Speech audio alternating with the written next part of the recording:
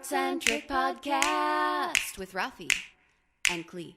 Hola, you amazing artist. It's Rafi. And Klee. And today we are going to talk about breaking the rules in the art world. Oh, that's fun. Yeah. So if I sound a little bit off today, it's because we are dealing with a vermin getting into our art studio. A winged vermin. A winged vermin. I've said, holy bat funk, Batman. Yes. So we're going to talk about being, freaking awesome in the art world and stuff. And hopefully I could get myself out of the bat funk. Bat funk. That's all I could think of now after the holy bat funk. Stephanie's here. Hi, Stephanie. And Hi, Stephanie. By the way, you guys, if you're listening to this, we have our amazing Rogue Artist family here with us today. So if you hear us reading comments, that's who we are reading comments by. They're going to give us their suggestions, questions, stories, anecdotes, all the brilliant stuff that comes out from these artists that are from all around the world, and they are awesome.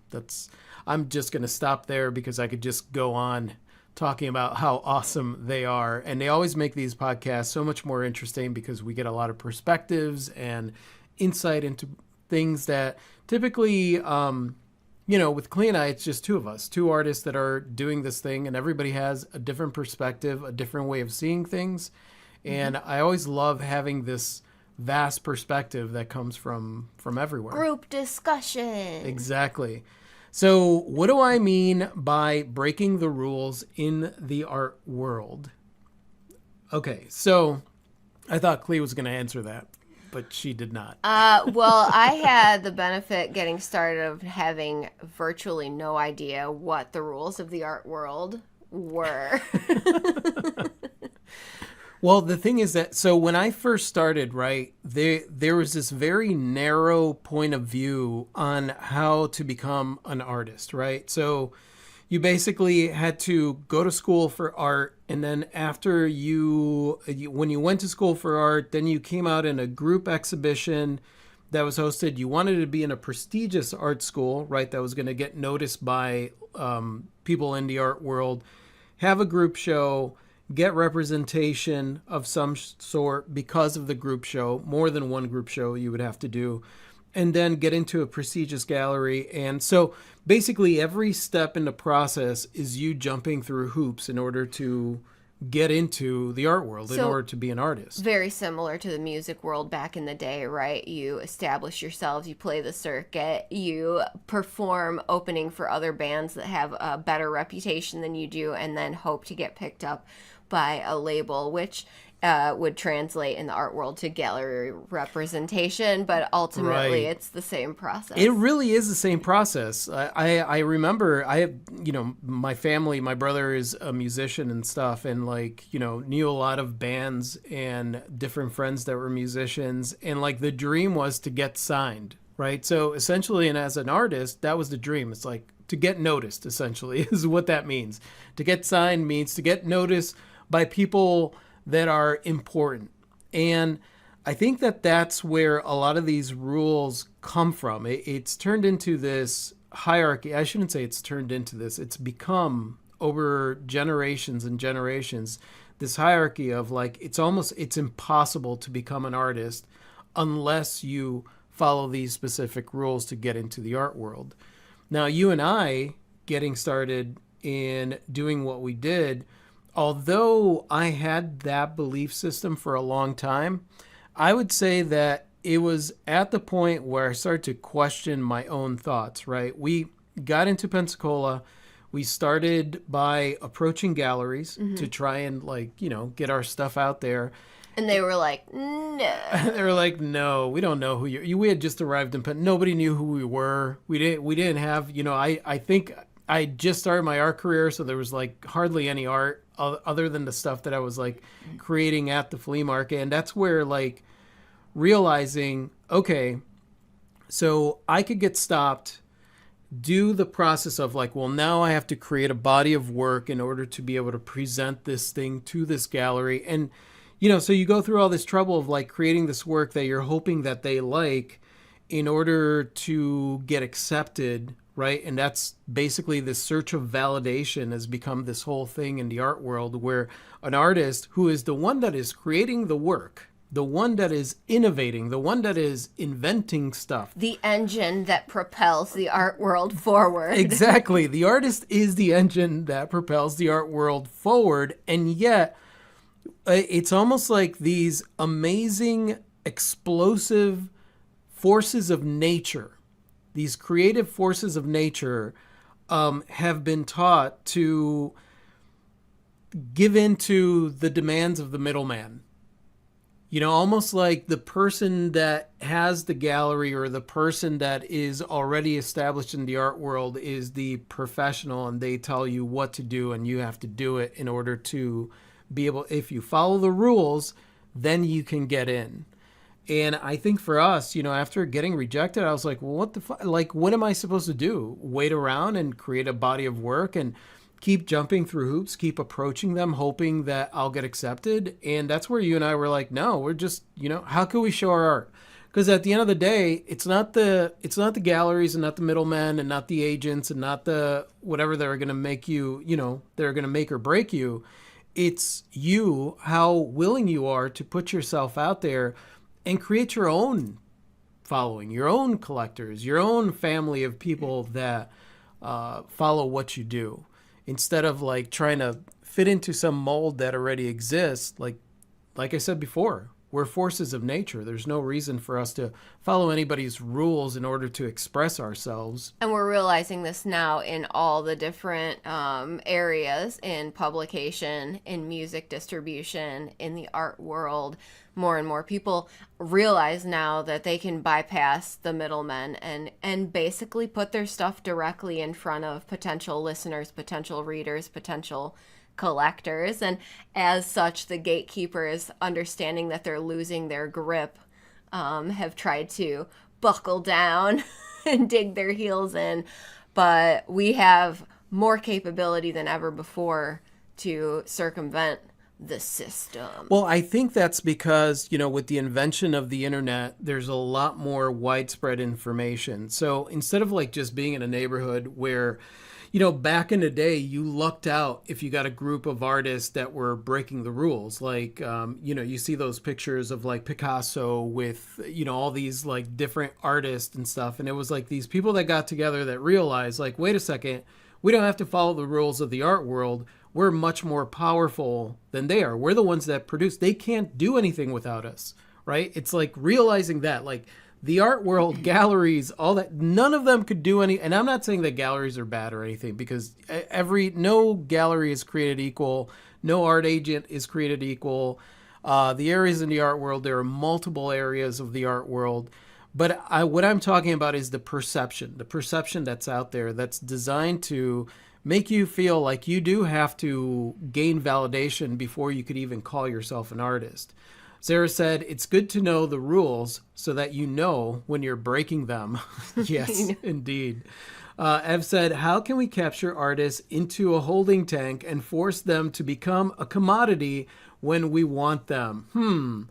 I have an evil idea, says VP of Crap Corp Inc. Jump, monkey, jump. Yeah, and the carrot that you get dangled in front of your face with a label, with a publishing house, with with gallery representation is money. They're like, hey, you like money, right? We have a lot of it, and we'll give you a bunch of it up front if you will be beholden to us in perpetuity. Yeah. And a lot of people were like, yeah, give me that. Well, that's the problem, is that the goal is to get noticed. The goal is to get signed, right? And so here you are, you're just starting your thing. You just started to put yourself out there. You don't have that big of a following, right? And then they come in and they're like, oh, we could mold this one.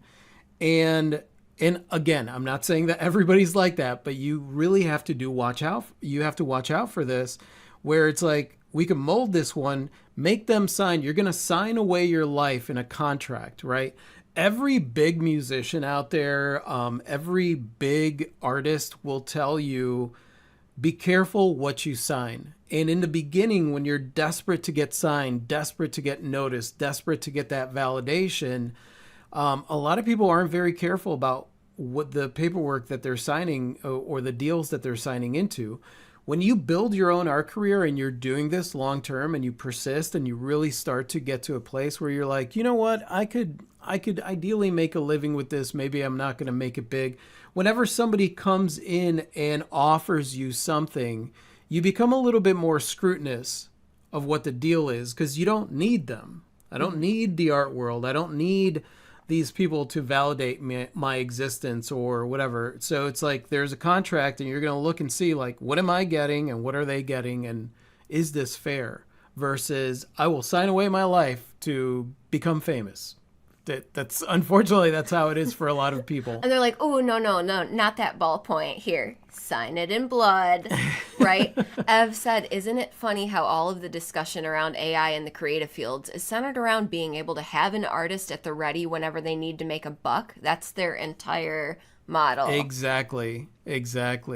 Marty said, I remember sending off snail mail, children's stories to big publishers to get postcard rejections. It got pricey and frustrating. Now I'm working on my own for publishing. Beautiful, Marty. That's beautiful. On Hand said, shh, don't tell anyone. I'm also on a call for work. You told everyone. You told everyone. The people at work probably don't listen to this podcast, No, so probably you're not. fine. I think we're okay.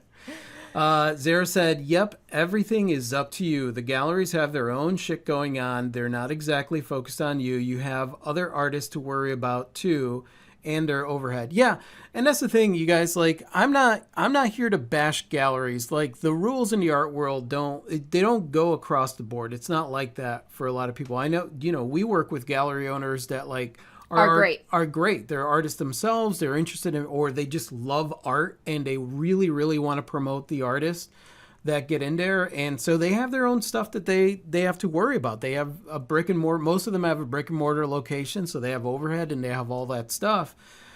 The thing about it for me is like the perception, more along the lines of what the perception is. And there are some predatory galleries out there. There are some predatory mags. I mean, there's predatory stuff for artists anywhere. Any kind of field or job or career. Right. If there's a legitimate version out there, there's also a scammy version out there. Exactly. And especially if you're dealing with a group of people where desperation is heightened, right? For a lot of people that are getting into the art world that are deciding that they want to do this as artists, right?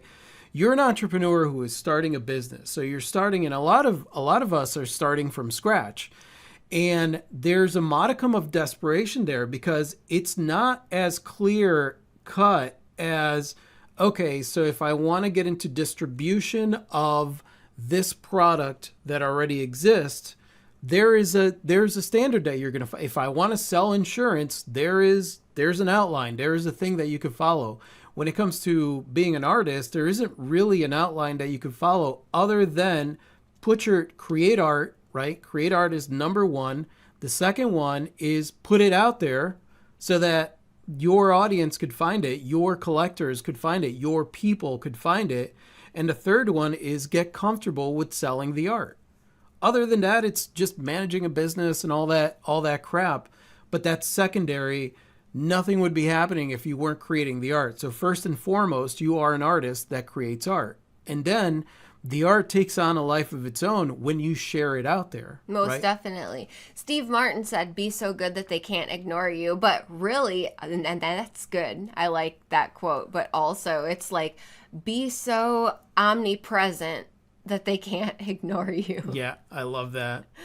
Diane said, you're speaking my language. When I realized the door was shut to me for interior design, I decided to build my own thing that is my own with my rules. Yes, Diane. That's the, and I love it because as we have progressed over our career over the years, it's course correction, right? You go into this model where you might go into a model where you think, okay, well, this is the direction that I'm supposed to head, right? Because you haven't really worked out the kinks in the ideas that you have of what it means to be an artist. And then you do it for a while and you realize, wait a second, this sucks. I don't want to do this. Or am I chasing validation? Or am I blank, blank, blank? You could say whatever it is that you want. But as long as you are really doing course correction to realize, I don't want to do anything typical, right? Like what other artists are doing. I want to do what I want to do, the things that make me happy as an individual in this art career, right? And that's the thing, whether you're an artist or you're an entrepreneur, you're going to be fighting all these preconceived notions of what it means to do what you do, right? One of the biggest ones right now is the hustle culture mentality, right? Where it's like hustle, hustle, Oh, yeah. hustle. That if you want to make it, you have to be on 24/7. Exactly. And like that's bullshit. That's not sustainable. You can't do that. You have to really, really think about what it is that you want out of life and make that happen now as much as possible. Ev said, I've gotten to the place where if someone offers monies for art reasons, so you can have money to do what you want, but I'm already doing that. If you get your brain to that point, you realize your worth, and then you can negotiate better deals because you are never desperate. Exactly. That's true. And oftentimes when big money is being waved in your face, under the guise of so you can do what you want, what they really mean is so that you can do what we want. And it's not all it's cracked up to be. And oftentimes those deals, especially in the music industry, right? Those deals were, we're going to give you this money up front, but it's not a grant. Like, you're going to earn that money back or you're going to owe that money. Like, it really becomes indentured servitude. Oh man, there's so many record deals where like So shady. that were shady like that, where after everything was said and done, the artist ended up owing money to the record company And having their music shelved, so there was never even any potential to earn that back. Yeah. Yeah. So really, it's important to be in a place of non-desperation. Own your intellectual property. Never sign it away to anyone if you don't have to. And that's the way to be. Zara said, don't feel vulnerable. Work from that place. Don't work from desperation with any venture. That's excellent advice. Thanks. That's for everything, even people relationships. Yeah. Too. Oh, absolutely. Absolutely. Desperation, and I've said this before, I've said it in my books, desperation makes you dumb. Your thinking processes in your brain shut down because when you're desperate, you go into fight or flight. I think about it in like the smallest of ways, right? Like somebody approaches you and they're like, hey, it'd be great if you donated some of your art to this event, right? And then they tell you exposure. That's one of the biggest jokes out there, right? The exposure joke. When you think about it, when you are putting yourself out there and you're doing shows and you have your stuff in places and you're doing all this stuff, right? I remember when we first started, people would tell me like, oh, we'll give you exposure. And in my brain, I was like, oh my God, exposure, that's great.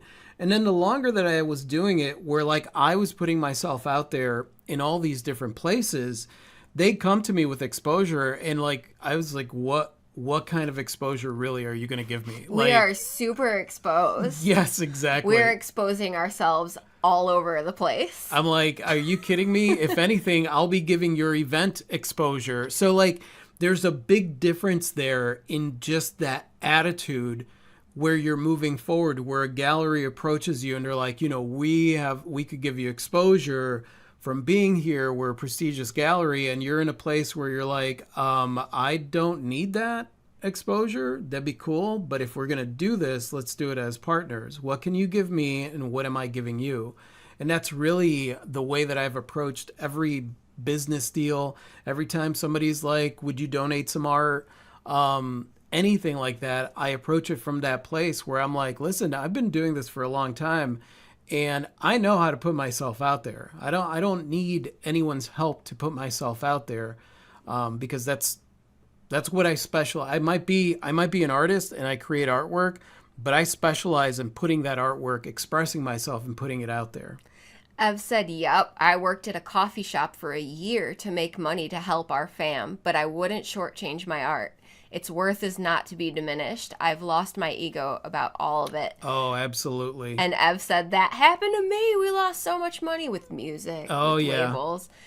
Zara said, even Prince got caught up in music slavery. That's why he started his own record company. A lot of them. Not just Prince. A lot of them. Michael Jackson, a lot of very savvy business people, but it wasn't until after they got signed that they started. I think Taylor Swift went through that.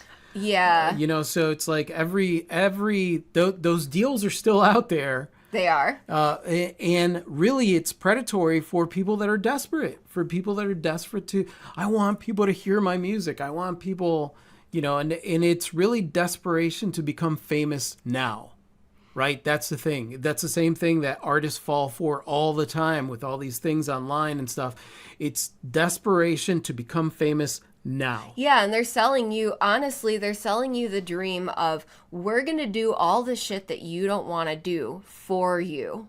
All the marketing, all the promotion, all the earning revenue, all that stuff, so that all you have to do is make the art. And that sounds really tempting, right? Yep. You have this big amount of money behind you and this team of people doing all the stuff.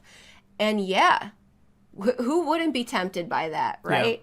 Yeah. But the problem is, like, you lose all your creative freedom in the process of doing it. I love that Ev says, how come a taco truck at a local fair gets exposure and still gets paid, but not an artist, right, Ev? Isn't that hilarious? Fried said, funny you mentioned that. I get emails all the time to review products under the blanket of exposure. No, I don't want your $50 product for 80 hours of work. Seems to penetrate every industry.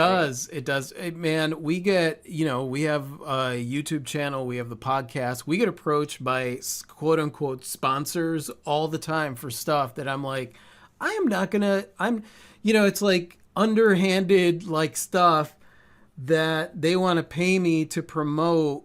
And I'm like, I would not buy that myself, nor am I going to suggest this to the people that follow us and trust, our conversation and our stuff. Like, I'm not going to do that. But it's always funny to me because then I'll go on YouTube or whatever and I'll hear that product being sponsored and I'm like, ooh, like that's, and that's the thing. It's like, when you get to a place where you're not in it for the money. You want to make money, but you're not in it for the money. You're not chasing a buck. And you more so rely on authenticity and your way of living, the way that you want to live, the way that you want to be, your morals and all that stuff. It just becomes much more important. And really, that's what art is. Art is all about self-expression. Anybody that you know of in the past, even if their art is something that you're like, I don't get it. It was about self-expression. Ev said, I think one of the big rules that's getting shattered here is the rule that one must be famous to be an artist. When I was 17, that made sense. Now, it's such a silly thought. I guess I grew. Yeah, let's talk about that, right? Because there is this idea that in order to have a viable, sustainable career as an artist financially, that you must have a big following, right? 1 million people, 100 million people, right. 1 billion people. And the truth is that you don't need 1 million people following what you do in order to create a financially viable career for yourself. No. In fact, someone had said, and I don't know if it's super accurate, that you only need about 10 loyal collectors to have a sustainable art career. I'm not sure that I agree with that. I don't agree with that. There's an artist course, you don't create an art career in less than a year. You only need 12 collectors in order to be able to survive as an artist. Yeah, I don't agree with that because it depends on how often those collectors are collecting your work, what the price of your work is, and so many other variables. But the idea that's behind that is true is that you don't need global fame in order to have a financially viable career, because what you can have is a medium-sized group of followers and collectors and multiple streams of income. Yeah, and all age bracket or all financial brackets. You know, they don't. It's a lot of people are like, that's where it's you get so many artists that are like targeting the rich. Right? As if you could go out into like some weird field and there's a herd of rich people just running about and you got to like lasso them and catch them. And it's like rich people are not the only people that buy art. And in fact, it's not an exclusive thing to them. And there are some people out there that are wealthy that don't buy art. So, but the perception the perception of the art world is that that's how it is, because that's what gets all the news. And really, at the end of the day, it's not the art or the sale of the art that's getting the news. It's the price tag that's attached to it, right? Because any one of us, if you see that art sold for $100, it's not going to turn your head. But if you see that art sold for $100 million, then you're going to turn your head and be like, what? And that's really what you're seeing out there. I think in truth, the ideal career for an artist would be to not have the kind of fame where you lose your privacy, right? To retain some anonymity and also have a financially stable or viable career. Yep. Indeed. That's the dream, I feel like. Diane said, whenever I start to feel desperate, I replace those thoughts with determination. I'll get to where I need to go with determination to get things created and done. Desperation slows you down. It really does. Desperation does slow you down. It really does. It slows you down. Your perspective is off, and then you're willing to do things that you wouldn't generally do because you think that it's going to lead you in this direction. And what it does is it just pulls you off the trail that you're on to begin with. Clover said, I thought you had to be a big artist to get into big artist alleys, but that's not true at all, and it's not my main income. Exactly. I'm going to be posting a video in a couple weeks where I talk about multiple streams of income. It's like an updated version of where we're at. And, it's looking at every single thing that you do as an artist in a different way, understanding that there are different levels to what people consider, quote unquote, the art world, right? So there's shows, festivals, they're showing in galleries, showing in local businesses, doing your own pop-ups, things like that. All of those things are multiple streams of income that you could focus on doing differently in an art career. Mm-hmm. And so there's not just one narrow road to becoming an artist. There just isn't.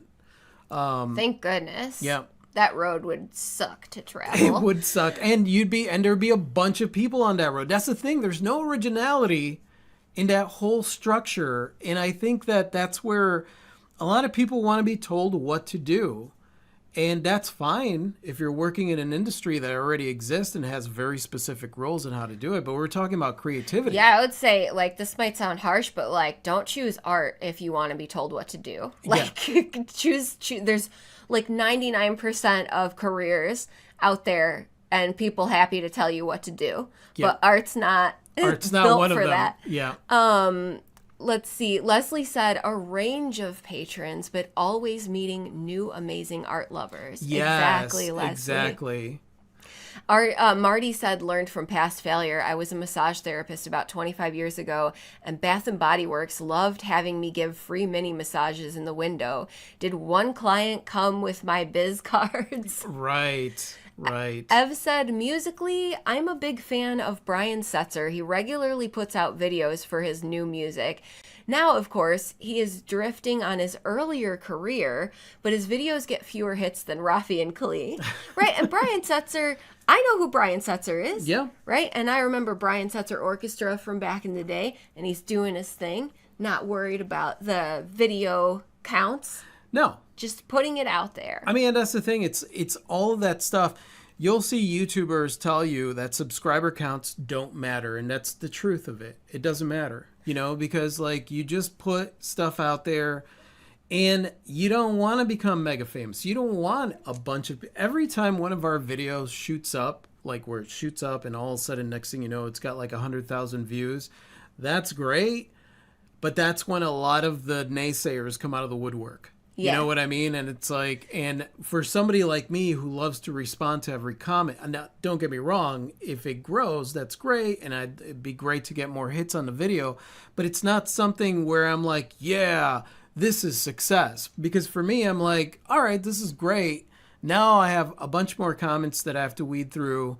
And a lot of people here watch one video and they don't know us. The video is out of context for them.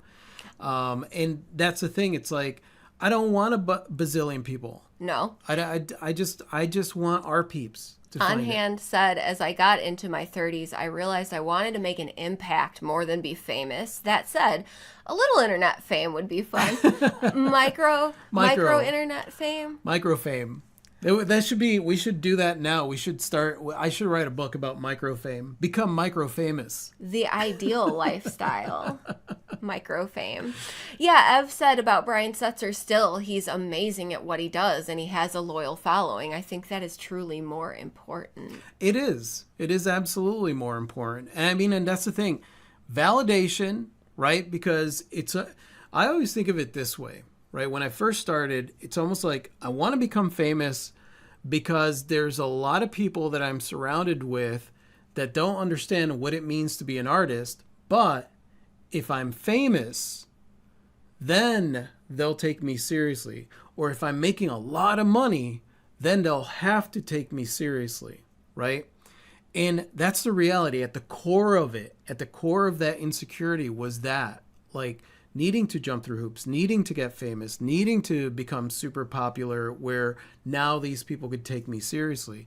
The irony is that you have to persist through people not taking you seriously in order to get to a place where they will sort of understand what you're doing, but really the reality is you just are no longer searching for validation from that person because now you've persisted and put yourself out there so much that you don't care what anybody says. You're just going to keep going no matter what. Ev said, I usually run into the desperation trap when I'm frustrated with my progress on a technique or something that I think I should already have done but don't. So really, it's just the stick man. It is the stick man. It's just your negative internal voice that's like shooting all over you. You should be further along. You should blah, blah, blah. Leslie said, volunteer at art galleries. Great way to meet new people. Oh, yeah. Absolutely, Leslie. Ev said, we forget that there is a bell curve on everything, even as human beings. This isn't a bad thing. In fact, we as artists should celebrate it.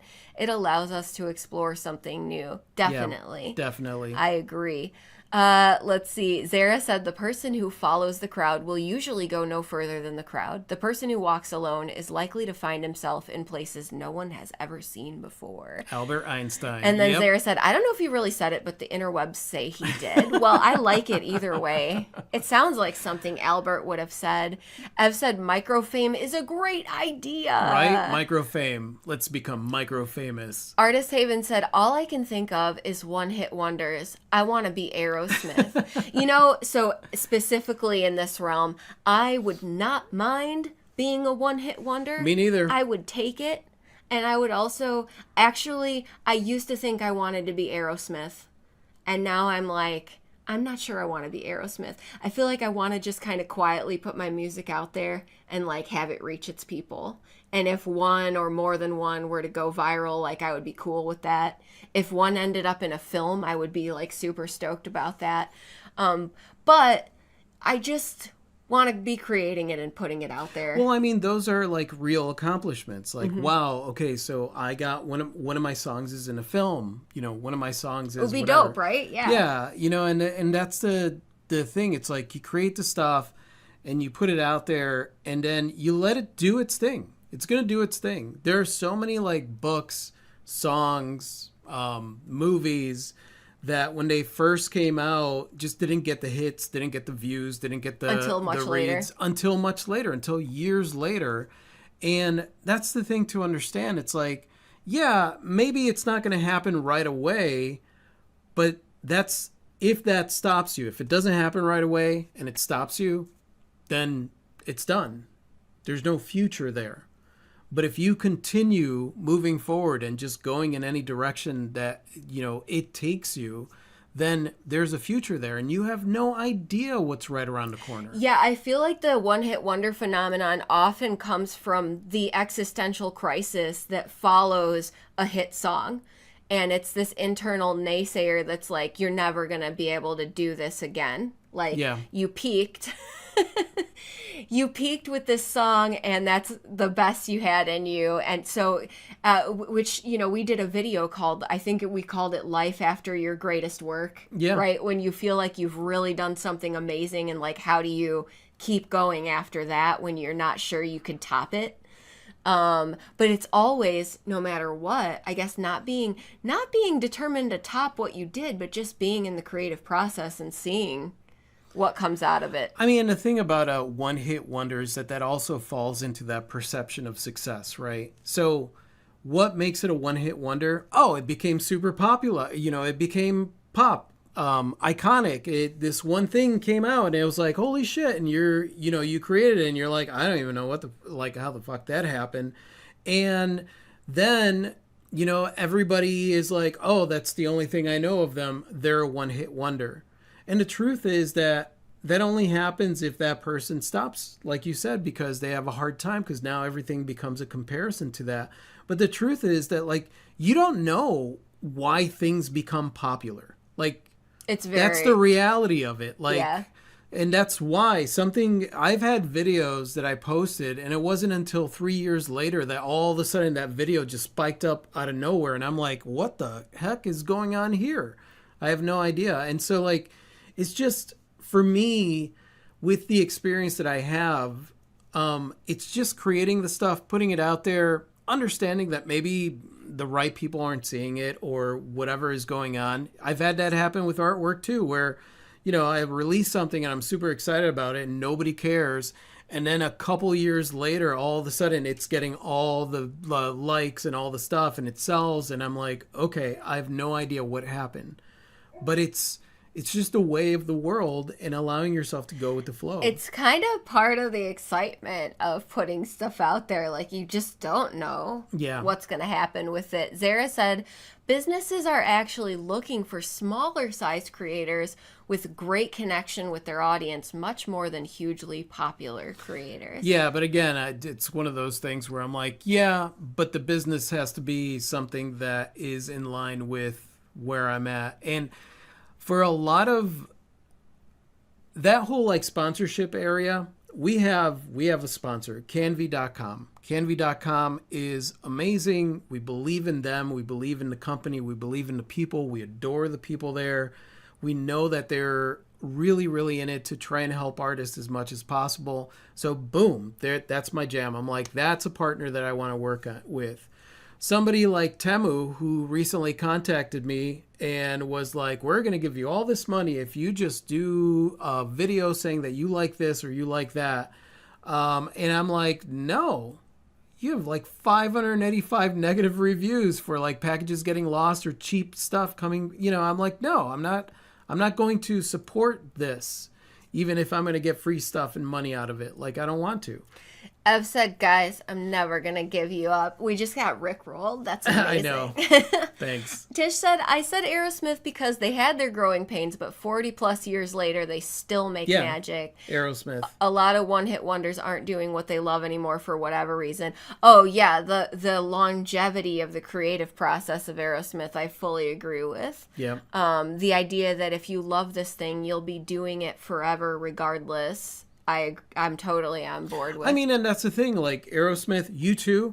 How many U2 songs do you know? Dude. You probably know a crap load. But there is way more U2 songs out there. And not every single one is a hit in your catalog. I will tell you a funny aside quickly. When I was a teenager and there were still CD stores in the mall and I was in Musicland and my mom got off work and met me there and I was like, Mom, there's this new band and I have to have their CD and they're called U2.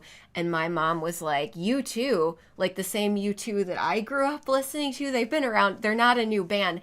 And I was so huffy in that moment because U2 was my band that I knew about, not my mom's band, right? U2 is like legendary for their longevity and putting it out there. Yeah, because they've through the years they've experimented, played with music, done things. It's like you gotta stay in it for the reason that you're in it, and not to make.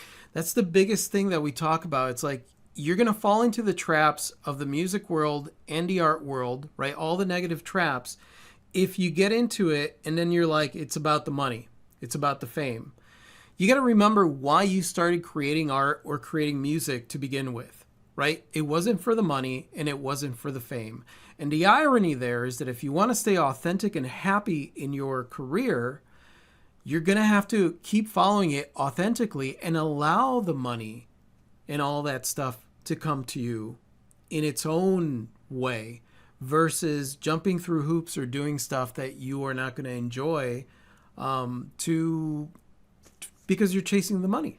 Tyler said, I had a similar one-hit wonder moment when I painted my largest painting at the time. I thought, now what? Since I've painted paintings that are smaller but so much better. Yeah. Life after your opus. Yeah, life after your opus, yeah. Gail Friend said, I was found on my small Instagram page with my fashion from Milan, and I was invited to show at Milan Fashion Week last year. It was great, but not what I want to do very often. What an experience. That's awesome, though. I love experiences like that just come out of the woodwork. And you really, really realize from experience, like, wow, this is amazing, and I'm so happy that I had the opportunity to do this, but I wouldn't want my life to be like this, probably. Yeah. Diane said there's a castle drawing of mine still circulating on Pinterest from 15 years ago when I was in college. I found it one day and I was amazed at the life that it developed outside of me. Yeah, your art does. It's like the secret life of your art. What it does, where it goes, who it interacts with after you. It's like, it's business. Yeah. And it's adventure. I wanted to snap back to the lie that is the hustle mentality in the art world. And the lie, I think, is that your financial viability is directly linked to how much you bust your ass on a regular basis. Right. And this is a lie that I have bought into for my whole life. I mean, Jerry Saltz posted a thing today on Instagram, which was like, the life of an artist. You want to become an artist, work, work, work. And then something else, and then work, work, work, work, work. And then something else, and then work, work, work, work, work. And look, this is some Kool-Aid that I feel like most people have drank. Like, if you're not constantly busting your ass, then A, you're not going to get there, and B, you don't deserve to get there, right? Because everyone else is out there busting their ass, and who do you think you are not busting your ass all the time? It's a lot. It's a lot to unpack. I would say that I'm just like legitimately this year investigating that whack idea, investigating the idea that your money is directly tied to how hard you're busting your ass all the time versus the quality of what you're putting out into the world, right? Yeah. And rewriting that narrative. And that's because that falls into the old structure of time equals money. Right. Basically, you are getting paid for time, right? That's how the world works now. You get a job, you get paid for time, right? So you give up time and then you get money for it. And it's easy to get into this career or any career really and still hold on to that idea that time equals money. You know, time equals money. Here's the thing about time is that time is, time is relative. And all these myths that exist about talent and all that stuff, could really muddy the waters, and you find yourself work, and not understand that creativity, the source of creativity, comes from happy, stupid fun. It really does. Yeah, it does. And this is one of those things that I feel like it's so pervasive. It's been said so many times that it feels like it's a universal fundamental law, like gravity. Yeah, but it's not. It's not. We made it up, just like we made up everything. Ev said hustle culture is a lie in every single aspect of American or American-affected culture. It's open slavery. Go to a country where quality of life means more than money. Better life, better art. Absolutely. Effin-lutely. I've had that experience where I've gone to another country and you just see the laid back way, and there's so much more philosophy, so much more art. Better priorities. And I feel like it's like work until you die kind of mentality. Yeah, and then pass along whatever spoils you reaped plus debts that you owe plus shit mentality to your offspring. Exactly. So they can do the same thing. Cameron said, I'm surprised Dick Blick is not a sponsor, they comment on 90% of your video. Oh, I love Dick Blick. Yeah, definitely. And the truth of the matter is that I will promote Dick Blick, whether or not they are a sponsor or not. And that's the reality of it. That's why I'm a very bad YouTuber. We certainly would not turn down Blick if they No. offered sponsorship, just putting that out there. So I just wanted to say on the hustle culture mentality, it's great to be on and performing at a high level when you are like feeling it and you have the momentum behind you and you're enjoying it, but it's not a sustainable lifestyle all the time, long term, forevermore. And it can be really scary and stressful to try and break yourself of that habit when you believe that time and money are linked in that way. Yeah. And we're experiencing some of that now. But it's really the emotional work, right? You could physically slow down and step back, but if you are agonizing about it, then you haven't done the work. And so it's really investigating that idea and really figuring out for yourself whether you think it's true or not. And if you think it's not true, then what is true, right? For me, a truth is that you put out a lot of good, bright, quality stuff out into the world, like it's going to come back to you. Yeah. And you can only do that from a non-exhausted, balanced place. Troy right? said, work for 5 hours hard a day and then do the stuff you want to do. Robin Sharma. That's cool. I think that is most definitely an improvement over the mentality. Yeah, and that might be it for some people. For me, it's more along the lines of really, really eliminating most of what is considered work. And really, it comes down to what's going on in your mind. Mm-hmm. And so, I would rephrase that. Where I want to be now in my life is, work for an hour a day.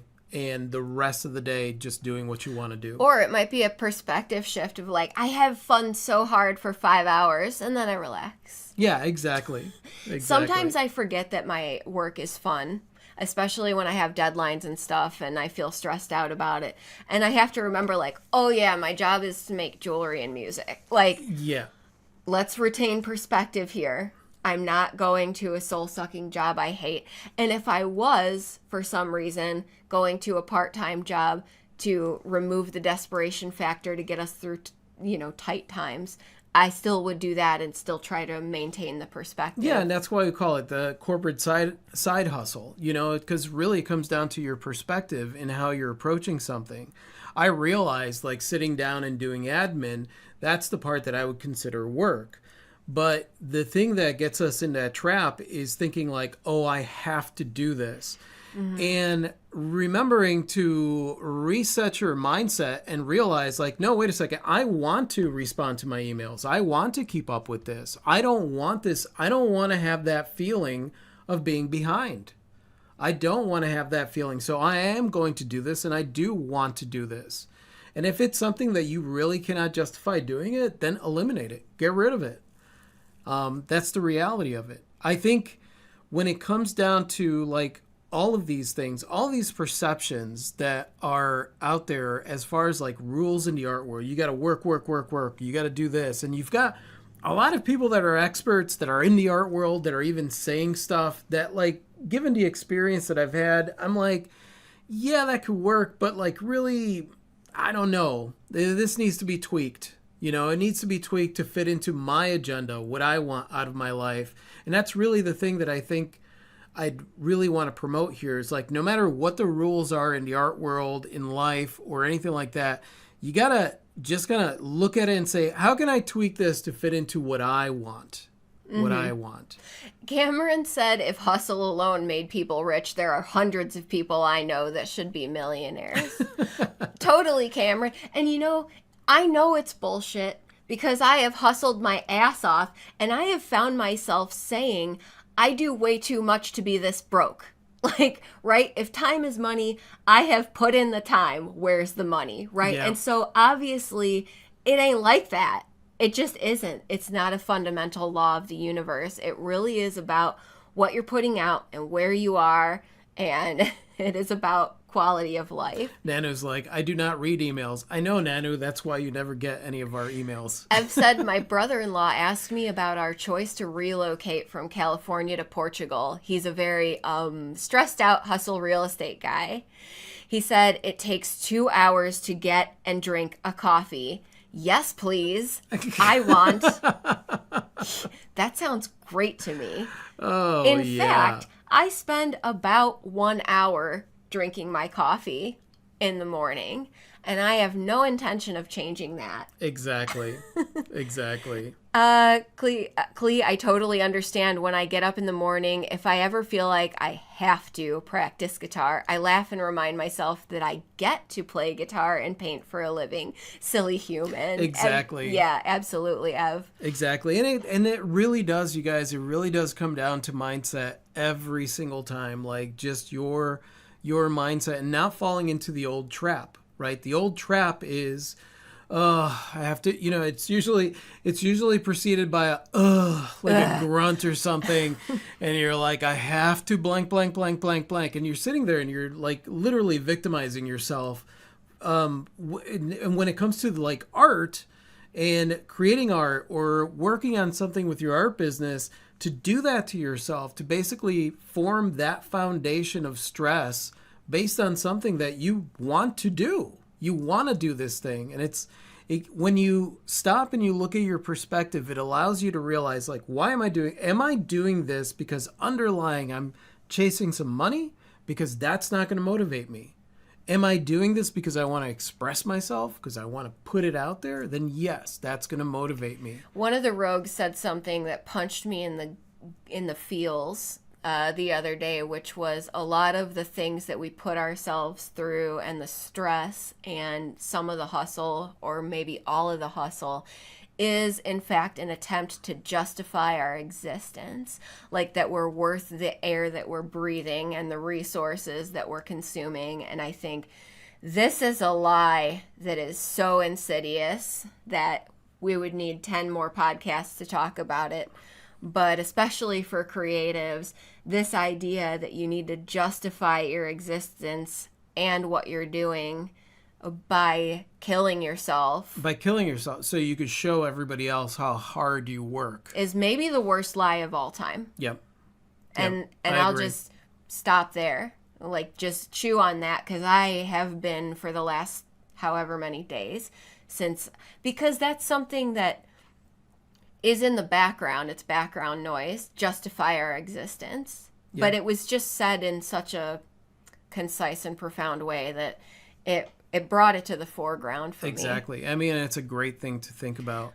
And that makes me want to kind of segue into the last thing that I want to quickly cover before we wrap up the podcast, which is this lie that you should be really concerned with what your audience wants, even if you haven't met your audience yet. Yep. That you should figure out what other people want and make it, and that you should jump on trends. And I know the Rogue family's laughing their ass off at that idea because we don't do that here, but a lot of us are sold that lie too. And look, that's not what art is, and that's not how new innovative art gets made, and that's not a sustainable model. It's not a sustainable model, and that I would say that that's the number one reason that there are a lot of amazing, talented artists that will never show their work or show their art or create anything, is because they get stuck in the trap of creating a body of work of things that their perceived audience wants, and they cannot figure it out. And so everything they create is just not good enough, because you're looking at your artwork through the guidelines of what do other people want. And you can't do that. You can't do that, because if not, none of the artwork will ever be good enough. It just won't be good enough. And at the end of the day, you just got to create what you create and make sure it's good enough for you. And if it's good enough for you, then it's good enough for out there. Yeah, I mean, and that's just simple, pure creation, right? Write the book you want to read, make the jewelry you want to wear, write a song you want to hear, paint a painting you want to see, and so on and so forth. Break that rule. I am breaking the rules hard in music by jumping genres all the time.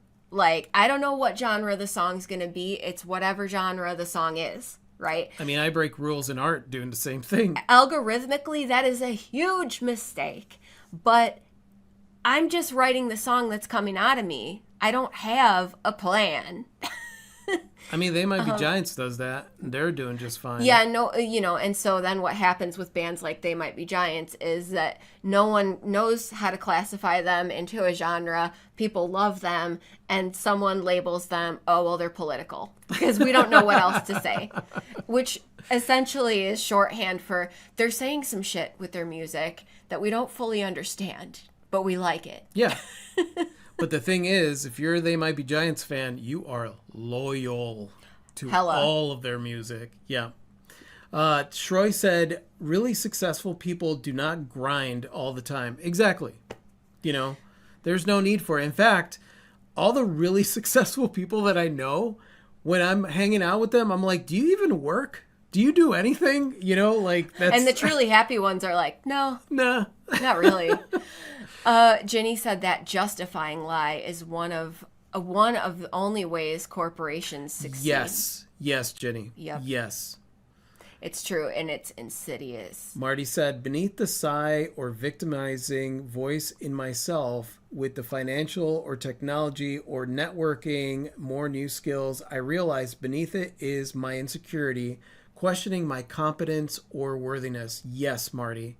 Exactly. Mm-hmm. And that's the thing. You want to get to those underlayers. There are some people out there, and I get their comments all the time on YouTube when they run across one of the videos where they don't want to look at that stuff. And it's like, you have to look at that stuff, because if you're not doing the thing that you want to do, then that means that there's something that is holding you back from doing it. And the only way to really do it, to go and do something, if you're not living the life that you want, then you're going to have to drastically change something about the way that you think in order to live a different life. And there are some people that just get really, they watch our videos and they just get really mad, and they write an entire thing where they're describing, it might be directed at us, but they're essentially listing off all their insecurities and all the reasons why it's impossible, using it as justification to not do the thing that they really want to do. Cameron said someone's art will eventually be a trend if you put it out there and show people, give people what they didn't know they love with your unique art. Exactly. Everything that trends was not trending. Right. When it first came, it eventually trends, but everything, there's no way to predict it. Things trend, things stop trending. Some things you remember with a modicum of nostalgia and you're like really happy about it, and some things you remember like, oh, let's never do that again. Ev said, my art mentor, once ahead of a major animation studio, said to me once, don't ever be someone else's wrist. He would only teach me if I promised to never draw the corporate characters he had to. Oh, that's awesome, Ev. That's a great way of saying that, too. Don't ever be someone else's wrist. Diane said, I fell into the trap of chasing trends, and it took me several years to fix my mistakes and find me. I need to be honest with people and make things that mean something to me. Anything else is a lie. That's the thing, you guys. You are either desperately running after a trend, basically never really able to keep up, right? And then the trend changes direction and then you're like running this way, or you're out in front of it and you're the one creating a trend without even realizing that you're creating a trend. Dan said, I don't know what my style is, but the more I paint, the more it emerges. I trust my audience will find me. They're the people who like work made by my authentic self. Yes, exactly. Totally. Exactly, Dan. Valerie said, I'm a total trend breaker in every way. Yes. Love it, Valerie. Ev said, Klee, as you too well know, I jump creative projects like a ferret on espresso. Never bothered me. Bugs a lot of straights, though. And the people that are going to be offended are going to be offended anyway, right? Yeah. By the jumping of genre or the jumping of projects or whatever, what have you. I think about it. I've gotten to a place where when it comes to like stuff that we put out there, if somebody gets offended, I'm like, What I've got no time for you. Like, I've got no time for you. Because I know that what I'm doing in my heart is authentically me, and I'm not an offensive person. Right. It's coming from a good place. It's coming from a good place. You really can't go wrong, right? If you are truly listening to your inner compass, even if it's speaking quietly and you can't hear it all the time, you are being steered in the right direction. Zara said, my membership is designed after all the things I wanted. It's my answer to my own asks. Perfect. Right? Perfect. Yeah.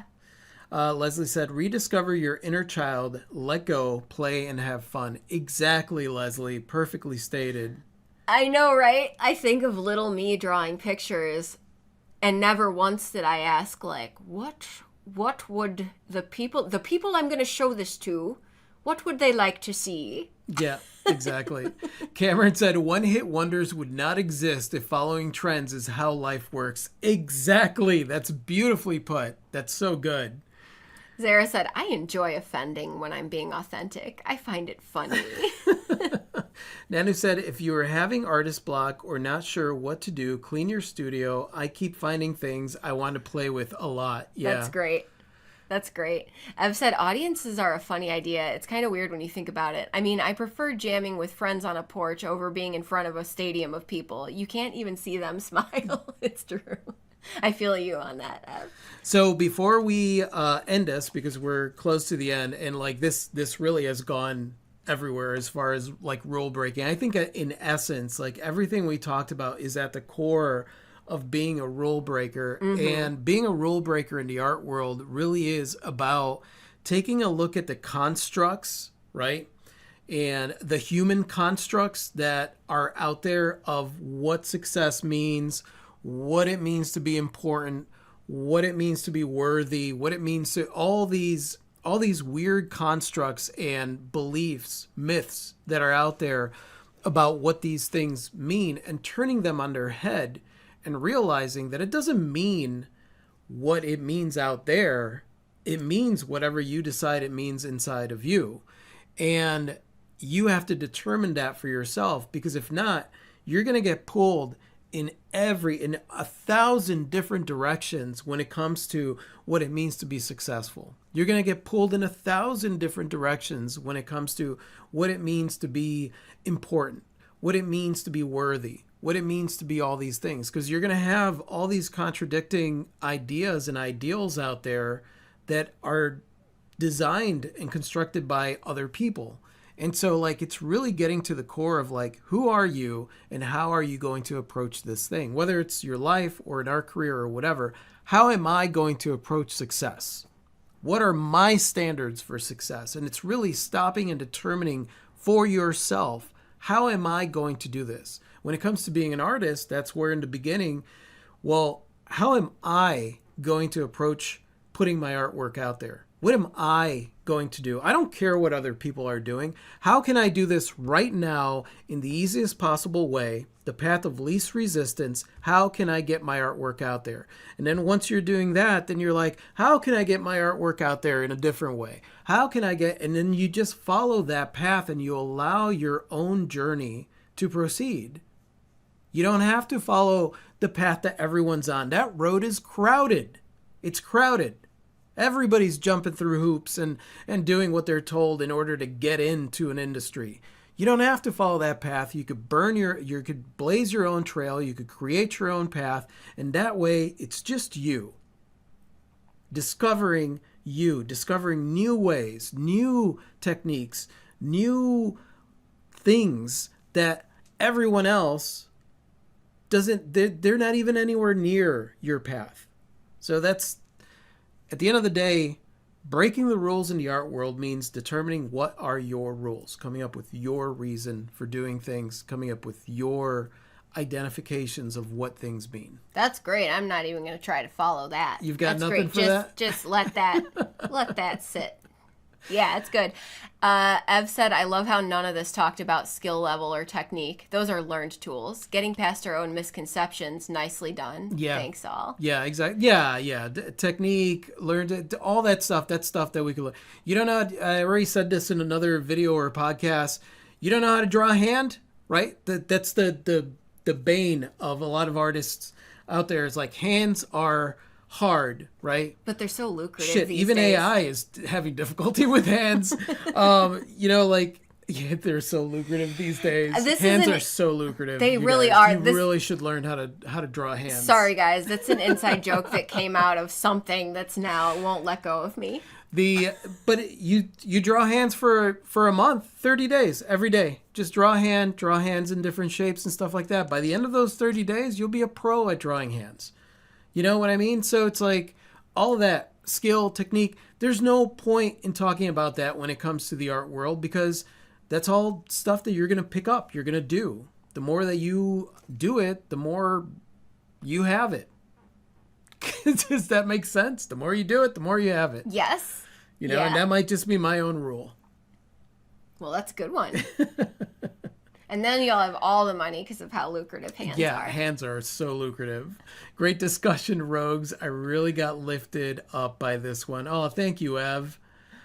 Semi-dark color, high contrast line swirls, intense shading, and my insane use of color. Me, no matter what style of art I do. Yeah, that is great. Yeah.